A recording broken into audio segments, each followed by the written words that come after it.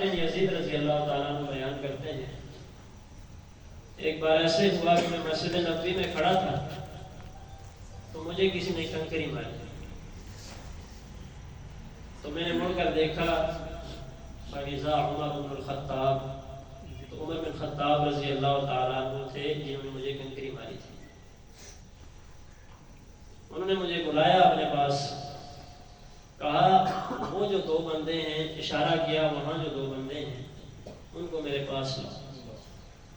فجئت بہما، میں ان کو بلا کے سیدنا عمر فاروق رضی اللہ عنہ کے پاس لایا۔ عمر فاروق رضی اللہ تعالیٰ عنہ نے دو سوال کیے، من انتما او من این انتما، آپ کون ہیں دونوں؟ دوسرا سوال کیا آپ دونوں کہاں سے ہیں؟ دو سوال۔ تعارف کیا ہے؟ علاقہ کون سا؟ انہوں نے کہا من اہل طائف، ہم طائف کے رہنے والے ہیں۔ عمر بن خطاب رضی اللہ تعالیٰ عنہ نے فرمایا لو کنتما من اہل البلد لاوجعتکما، اگر تم مدینے کے ہوتے میں تمہیں کوڑے مارتا۔ لو کنتما من اہل البلد، اگر تم اس شہر مدینہ کے رہنے والے ہوتے میں تمہیں کوڑے مارتا۔ ترفعان اصواتکما فی مسجد النبی صلی اللہ علیہ وسلم، تمہیں اتنا بھی شرم و حیا، اتنی شرم و حیا نہیں ہوئی آئی کہ تم رسول اللہ صلی اللہ علیہ وسلم کی مسجد میں بیٹھے ہو اور تم بلند آواز سے باتیں کرتے ہو۔ یعنی سیدنا عمر فاروق رضی اللہ تعالیٰ عنہ نے مسجد کا ایک بہت بڑا ادب دیا۔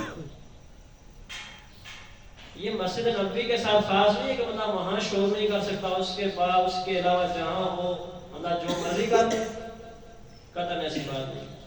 سیدنا عمر فاروق رضی اللہ تعالیٰ عنہ نے ایک بڑا زبردست ادب بتایا ہے کہ مسجد میں شور کرنے والا کوڑوں کا مستحق ہے۔ لو کنتما من اہل البلد لاوجعتکما، تم مدینے کے ہوتے میں تمہیں کوڑے مارتا۔ مطلب کیا؟ جو مسجد میں شور کرے وہ سزا کا مستحق ہے۔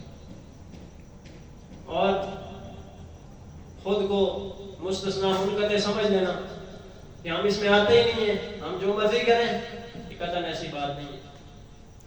اور وہ احادیث کہ جو بندہ وضو کر کے مسجد میں آئے، وضو کرے، دو رکعتیں پڑھے اور وضو کے بعد دعا پڑھے اشہد ان لا الہ الا اللہ، اور یہ دعا پڑھے، دو رکعتیں پڑھے لا یحدث بہما نفسہ، خیالات دل میں نہ آئیں، اور جب سلام پھیرے کیا ہوگا جی؟ اس کے لیے جنت کے 8 دروازے کھول دیے جاتے ہیں۔ یدخل من ایھا شاء، جس دروازے سے چاہے مرضی داخل ہو جائے۔ وہ کسی اور مخلوق کے لیے ہے شاید، وہ ہمارے لیے ہے ہی نہیں۔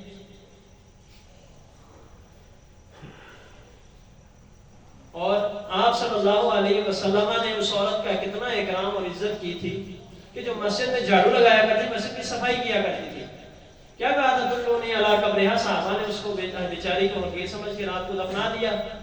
رسول اللہ صلی اللہ علیہ وسلم کو صبح پتہ چلا، کہا دلونی علی قبرہا، مجھے اس کی قبر پہ لے کے جاؤ۔ آپ صلی اللہ علیہ وسلم نے قبر پہ جا کر اس کی نماز جنازہ ادا کی۔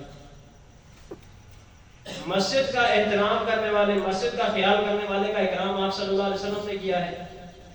اور ایک حدیث میں آتا ہے اذا رأيتم الرجل يتعاهد المسجد فاشهدوا له بالایمان۔ حدیث کی سند میں اگرچہ کلام ہے لیکن قرآن مجید کی آیت سے اس کی تائید ہوتی ہے۔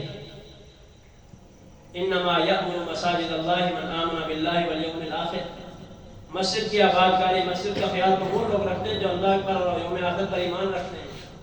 یعنی اللہ تعالیٰ نے اس بندے کے ایمان کی گواہی دی ہے جو مسجد کی آبادکاری، مسجد کا خیال کرتا ہے۔ یعنی ہم نے اس چھوٹی سی بلڈنگ، اس چھوٹے سے کمرے، اس چھوٹے سے ہال کو کوئی اہمیت ہی نہیں دی، ہم نے سرے سے اس کو کچھ سمجھا ہی نہیں ہے، ہم کوشش ہی نہیں کرتے سمجھنے کی۔ کیوں؟ شاید یہ دلائل ہمارے لیے نہیں ہے۔ نحن اہل الحدیث الحمدللہ علی منہج السلف الحمدللہ، بس کافی ہے۔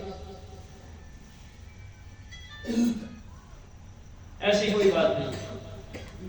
آپ صلی اللہ علیہ وسلم مسجد کا احترام کرنے والی، مسجد کا خیال رکھنے والی، اور کتنا اس کی کتنی تکریم کر رہے ہیں، اور اللہ تعالیٰ اس بندے کے ایمان کی گواہی دے رہے ہیں۔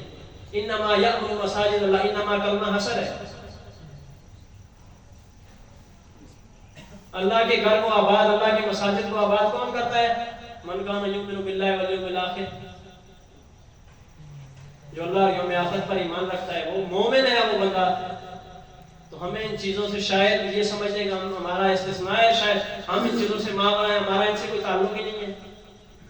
تو اللہ تعالیٰ ہمیں یہ چھوٹی چھوٹی باتیں جو ہماری نظر میں چھوٹی ہیں لیکن حقیقت میں یہ بہت بڑی ہیں، اللہ تعالیٰ ہمیں ان باتوں کو سمجھ کر ان پر عمل کرنے کی توفیق عطا فرمائے. جزاکم اللہ خیر.